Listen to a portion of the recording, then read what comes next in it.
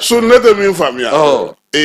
gouvernement yɛrɛ ka hakɛw par exemple sisan u ko mars kalo nata mobili min ka bon mun ka jan mun déformera minnu tɛ poids la k'u bɛna sariya ta olu kama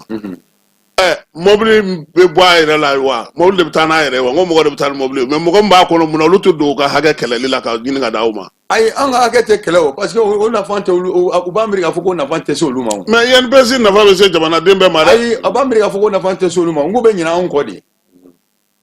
o bɛ ɲinɛ anw kɔ de sinon mobili tigɛ kɔni n'o ma diya chauffeur o bɛ diya jɔn ye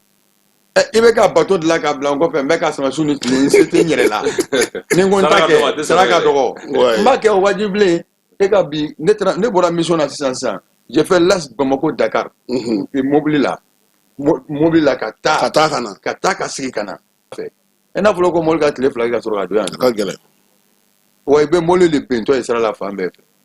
sira tɛ yen wa o péage bɛ ka taa awɔ sira tɛ yen mais i bɛ péage ta k'ala o ni ONT bɛ ka baara kɛ ɲɔgɔn fɛ cogo di ale ko in na bon pour le moment n'a sɔrɔ bɛnkan b'an ni mɔgɔ cɛ walima n'a sɔrɔ maaw sera yɔrɔ la mariso ka yɔrɔ mɔgɔw est-ce que u sera o ma parce que olu de kan ka baara in kɛ o ma se an ma n bɛ se k'a fɔ k'o ma se an ma parce que papier de dila anw ma CMTR fɛ ka yira n na k'a fɔ an k'a tila mobilitigiw la ko mobiliw kan ka tigɛ an kɔni ye papier bila ka taa yɔrɔ caman k'a tigɛ cogo di fɔlɔ ka dɔ bɔ a janya na kɛ dɔ b'a janya na bonyaw na quoi an b'a fɔ ko a ka jan kojugu wa ko bɛna dɔ bɔ a la wa ne ko k'o ka dɔ fara bolo ka sara kan quoi voilà ko bɛna dɔ tigɛ ka bɔ a la mɔgɔ bɛ se ka dɔ fara mobili ka Mali la yan e ma deli ko ye yan carrosserie e ma deli ka i bɛ tɛmɛ mobili dɔ la furu mun ye minɛ u ka ja minɛ u ka ja hali carré dɔw ye a dɔw ka ja a dɔw donnen don fana i y'a ye wa mais o fɛnɛ an bɛ nin bori mais an tɛ sara ɲɛnama de sɔrɔ i bɛ nin bori kɛ ka fu mais est-ce que kɔlɔlɔ tɛ nin donniba ninnu na aw ma aw chauffeur ma a ka jugu adamaden yɛrɛ ma de n kɔni bɛ sigi disi la de a bɛ mɔgɔ kunkolo chauffer de k'i kunkolo sɛmɛ chauffer de parce que mɔgɔ ni lafiyalen de ni lafiyalen tɛ min b'i kun il faudrait a kana walahi doni dingɛ de b'i ɲɛ kɔti i bɛ nana yɛlɛ i bɛ na don tourna nin bɛɛ calcul mɔgɔ e kunkolo cɛnnen de bɛ na e ma ye ni chauffeur nana ka bɔ voyage la n'a ye tile 3 kɛ so kɔnɔ ni maa tɛ ɲa wa a diminen don ani maa tɛ ɲa fo a ka taa de a diminen don mais grand bɛ nin bɛɛ la bɛɛ b'a dɔn k'a fɔ ko Mali chauffeur a bɛ min ladon jamana kɔnɔ hakili la k'a fɔ premier ministre kɔrɔ dɔ delila k'a fɔ min ye Sénégal sira dɔrɔn ye ko kalo kelen ye miliyari 60 ye aw bɛ ka nin baara bɛɛ lajɛlen kɛ lafasajɛkulu b'aw bolo a bɛ wulikajɔ ni fɛnw na su ani tile don kelen da kelen a ma ye k'a k'a fɔ ko aw ka se ka nin hakɛ ninnu bɛɛ lajɛlen aw ka se ka sigi sen kelen kan su sera ka min fɔ o ye daw gosira mais aw yɛrɛ y'a ye k'a fɔ o bɛ kɛ kɔlɔlɔ ye aw ma fɛɛrɛ wɛrɛ jumɛn bɛ se ka sɔrɔ bi min bɛ na ni lafiya ye chauffeur ma min b'a to aw fana bɛ se k'aw ka hakɛw sɔrɔ o fɛɛrɛ ne yɛrɛ bolo o ye je olu mɔgɔw ka sɔn sariya labatoli ma Kasimi an ma jaga ɲini an ma saraka ɲini an ma kadi wɛrɛ foyi k'i ka mobilitigiya yira ka wala mais i b'a sɔrɔ u bɛ ka mobilitigiw dilan k'a bɛn wɛrɛ ka sɔrɔ da ma mais chauffeur hali dɔw bɛ chauffeur kɛ tɔmɔli ma sa olu ka sira foyi i b'a ye an ka kɔmɔgɔw b'a k'a fɔ an ye mun fɔ olu ɲɛna terrain kan fana a kɛra ten mais n'a yɛrɛ k'a fɔ an bɛ mun laɲini kɛ san joli an b'a laɲini na o b'a kalama fana mais k'a tɛ ka ɲɛnabɔ bon toujours olu yɛrɛ bɛ dimi awɔ u ka sanfɛ mɔgɔw kɔrɔ danabaliyaw bɛ commencer ka don u ni ɲɔgɔn cɛ olu bɛ na ni furugufurugu ye dakun ɲɛ kelen dɔrɔn an bɛ min ɲini ɲɛmɔgɔw fɛ olu yɛrɛ sariya ninnu bɔbagaw ye olu ye sariyatigiw yɛrɛ ye olu ka kɛ sariya ninnu labatobagaw ye ka di anw ma ayiwa an fana tɛna na segin a fɔli la parce que fo k'an ka to ka segin a kan k'a lakali mɔgɔw ka se ka faamuya an y'a ye k'a fɔ nin wagati laban ninnu na sariyaw ni siraw kan fɛɛrɛw caman bɛ ka sigi digitalisation ko b'a la an ye fɛn caman ye nin wagati laban ninnu na a dun tɛ taa aw kɔ dɛ aw n'u bɛ k'olu baaraw kɛ cogo di parce que dɔw yɛrɛ ko ne ma ko min ye 3,000 ye digitalisation na ko minnu bɛ sira la k'olu b'a fɔ ko ka 1,000 d'u ma effectivement déjà e b'a dɔn jamana ni fɛn nana jamana kɔnɔ a bɛ na ni fɛn ye dɔɔni dɔɔni de maaw ma deli fɛn min na a bɛ na n'a ye dɔɔni dɔɔni fo k'a faamu n bɛ misali surun ta ni c'est comme ni ko mɔgɔw ka sanni kɛ Orange Money ni fɛnw na Mali kɔnɔ yan mɔgɔ caman t'a faamu bɛɛ b'i ka wari jɛ de fɛ ka taa san i m'a faamu n'a nana n'o fɛn sugu ninnu ye moi je pense que comment on appelle amende forfaitaire tun bɛ cogo min na a bɛ to o de kɔnɔ ni y'anw yɛrɛ ka sira ninnu yɛrɛ tiɲɛcogo lajɛ bi ka taa an man forfaiteur yɛlɛ fo 18500 ko ko t'o sara ko téléphone na ko Orange Money mɔgɔ b'a fɔ ko tracasserie i y'a bila tracasserie la ka transport tun ye tracasserie bɛ taa ne poche kɔnɔ o tɛ taa digitalisation na et puis ale da ka di voilà ka transport tun ye comment on appelle 1300 ye i n'o bila 18500 na mais Kasum e ni ne yɛrɛ cɛ an ka tiɲɛ fɔ ne bɛ n ka mobili kɔnɔ ne bɛ ka bori ka na polisikɛ nana ka na ne minɛ ko ka transport périmé la ne dun b'a dɔn n bɔla voisin n kan ka don Bamakɔ ne dun b'a dɔn 3700 cɛnin yɛrɛ ne tɛna se k'o n'i y'o di an tɛ surafana dun mais ni ne ye n den kɛrɛfɛ ka 1000 ɲɔgɔn bɔ a b'a minɛ n'a y'o minɛ ne tɛ taa i bɛ taa 18000 ye mais voilà mais est-ce que olu de m'a créé ka na n'a ye wa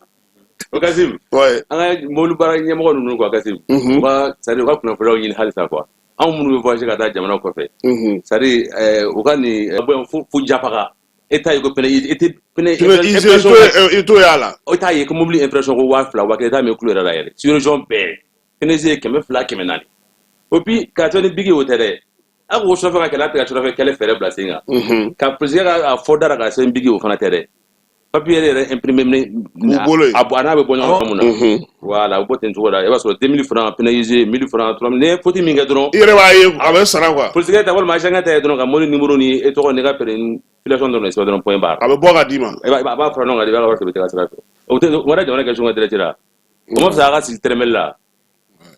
ale bɛ fɛn min fɔ ne fɛ k'e b'o sara dalila tɛ ne bolo ko cɛn ne yɛrɛ kan mais ne ko u tɛ fɛɛrɛ sɔrɔ ka kɛnɛ sigi u ni aw minnu bɛ mobili bolo la san kuru kara aw n'u ka kuma kɛnɛ minnu kan aw ka ninnu ɲɛfɔ faseri ko ni fɛnw kɛlɛ fɔlɔ parce que dɔ farala barème kan n'est-ce pas a dɔgɔya jɔn na nka mobilitigi tɛ yen k'an y'a mɛn k'a fɔ k'a sɔnna ka dɔ fara a ka frais de route kan o t'a kɛ o mais est-ce que mobilitigi ninnu yɛrɛ de ta tɛ administration in ye vraiment parce que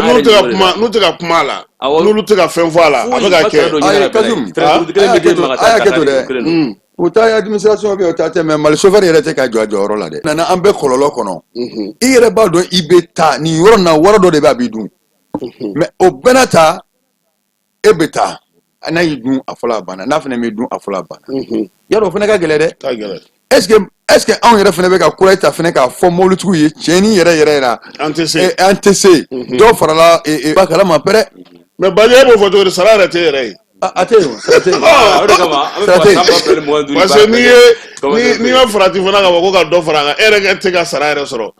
bon mobilitigi bɛ frais de route min d'e ma yɛrɛ n'i ma farati forokoni bɛ taa dogi sira la parce que i ka sara n tɛ k'o bɛɛ de fɔ hali sira sɔrɔbaliya min filɛ nin ye n'i y'a ta k'a lajɛ nin filɛ nin an bɛ nin communiqué groupe kɔnɔ communiqué ninnu b'a fɔ ka segin k'a fɔ ale kɔni ale bɛ an ka groupe bɛɛ kan voilà k'a fɔ e ka communiqué kɔni bɛ jigin an ka groupe kan voilà k'a fɔ ka segin k'a fɔ mais n bɛ min f'i ɲɛna o tɛ k'i tulo don yɛrɛ ka bɛn ni nin ye bɛɛ de siran bɛ ko wa ko n'i y'a kɛ dɔrɔn ko bɛna mobili minɛ na u bɛna mobili mais i b'i ka hakɛ de nɔfɛ o aw ma jɛ Seydou ta kɔ yaasa dɔw ka hɛrɛ sɔrɔ wa an y'o kɛ o fo dɔ fana de ka sɔn o ma maa 200 ani maa 21 bilayi o ma minnu bɛ Seydou fɛ bi kɔnɔ olu n'a yira misali la walahi n bɛ k'a fɔ voilà n bɛ k'a fɔ groupe écran de ɲɛfɛ nin ye moi j'étais chez Seydou comment on appelle maa 200 ani maa 21 a ye papier bɔ don wɛrɛ nin bɛ na a ye papier min bɔ k'a d'a ma ka sɔrɔ k'an labila ka certificat d'a ma n bɛ na n b'a d'i ma mais n ka dɔrɔmɛ a ka haramu n ka dɔrɔmɛ ma to a fɛ a ye n ka prime min tun bɛ a y'a di yan a ye n ka sara min tun bɛ yen a fɔra ko k'an sara sara min na yanni convention a fɔ k'an sara sara min na yanni n ka bɔ Seydou fɛ a y'o sara d'a kan i y'a faamu wa ka n ka droit calculer k'a d'a kan ne kɔni ka dɔrɔmɛ ma to a fɛ maa 200 ni 21 mais olu bɔra mais hali sini Seydou bɛ ka mɔgɔ dɔw ta mais u bɛ ka na baara kɛ o logique kelen de kɔnɔ hali tout récemment ça b'a fɔ ko 13e mois wa 13e mois 13e mois Seydou ka chauffeur y'a bénéficié o kɛra fɔ olu ka girin n'anw ye o ma kɛ fonctionnaire ya olu ka girin ni fonctionnaire ye bi parce que 13e mois tigɛra yɔrɔ caman na dɛ comment on appelle banque la sara bɛ virer banque la hali k'an to yen sara bɛ virer banque la Seydou ka chauffeur bɛɛ ka sara bɛ virer banque la wa pour que k'a appliquer yɛrɛ dɔw tun ma sɔn yɛrɛ ka taa u ka kɛsu ɲini ka na dɛ Seydou nana kɛ sara de kɛ banque la bilen dɛ a ye sara yɛlɛma ka na yɛrɛ fɛ usine na ne nana bureau la k'i bɛ n'i ka sara ta dɔrɔn a bɛ bloqué f'i ka papier n'i ka fɛn ta na pour que ka don an b'o ni INPS la i ka papier ka rétablir sinon i tɛ taa voyage la On la bêta papier yini. Eh non, ni matin yini quand était à voyage là. Allez à Jaguar. On la ba yini. Ah mais c'est ça. Donc allez ni soyati. Mais mon téléphone n'a pas la walia. Jamais. Dossier d'obé un goma tu bolo fene. Mais dans ce matériel là. Ouais. Comme on a compris to battre au fene mais à chauffeur ka fene. Il n'y avait ni papier na. Ni ministre ka papier de. Transport ministre. Flenye. Le directeur général de l'office. Allez de nickel. Ya fama.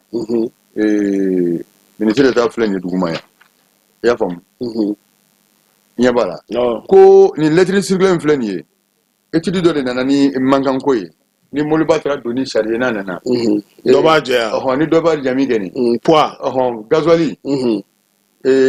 Fuel. Ani jadi. Non ça vaut la aga fin droit di. Essentiel. Non essentiel tout le fimai. Fuel. Ko ka 0,45. Il plaît 0,1. Ya famo. Au litre kemɛ fila ko ate tamali dédouanement kono. Jamana yɛrɛ to o litre kemɛ fila mun filɛ nin. O dédouanement wari yɛrɛ tɛ tigɛ transporteur kun yɛrɛ. Pétrolier kun. Donc n'o perdira o tɛ ta ye kun. O chauffeur kun o kana tigɛ chauffeur yɛrɛ kun. An ye nin papier bɛɛ kɛ. Sariya dɔ fana ko réglaté. I ka chauffeur ka doni George a ka mobile kɔnɔ k'a jigin. I kana jigin compteur la. I kana jigin citerne kungurunin kɔnɔ. Tant qu'il ma a lajɛ a kun. An y'o papier bɛɛ kɛ k'a di société dɔw ma. Mais hali sini société dɔw bɛ yen. N'i nana u b'i jɔ a bɛ jate bɔ. N'i ne doni jigi ni litre kelen y'a jɛn o b'a fɔ k'i ka taa litre kelen wari ɲini ka na. Dɔw yɛrɛ bɛ t'i ka doni jigi citerne kunkurun na hali u ma réglaté dɔ la ka taa jɔ dɔrɔn k'a yɛlɛma a kɔnɔ ka sɔrɔ k'a fɔ ko nin y'a jɛn. O bɛ faamu cogo di o tɛ ko taga ye wa. A ka gɛlɛn. Dɔw fana bɛ taa i ka doni o tɛ réglaté don a kɔnɔ o bɛ taa n'a ye compteur dɔ la. Moteur dɔ b'u bolo sa ɲɛwala machine bɛ dɔw bolo sa. O bɛ dépôt aw ka filɛ nin ye a fɔra dépôt kɔnɔ ko machine i bɛ nin kalan kɔfɛ. Olu b'a jigin compteur la ko réglateur don olu ka kuru kɔnɔ. Jamana ka sariya o tɛ bato olu fɛ yen. A tɛ bato olu fɛ yen. Mɔbilitigiw fana b'a kalama k'a fɔ ko sariya min don a fɔlɔ ko olu ka sukɔrikɛ ta lajɛ a kɔnɔ fɔlɔ de. Papier yɛrɛ dilannen bɛ dɔw ye protocole yɛrɛ signé ko a tɛ kɛ n fɛ yen mais hali sini a bɛ ka kɛ olu fɛ yen. Mais ale o tɛ se ka fɔ mɔbilitigi na ko mun na i y'a kɛ. O de ye jamana marabagaw ye.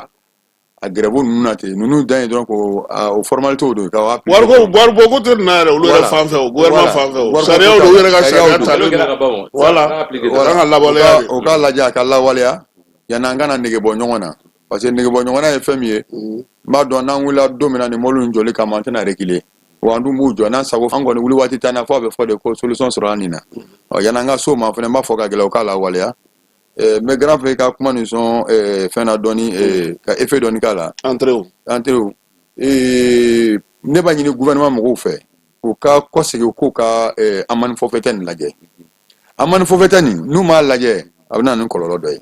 U yɛrɛ tɛ fɛn sɔrɔ. I y'a faamu o tɛna na fɛn sɔrɔ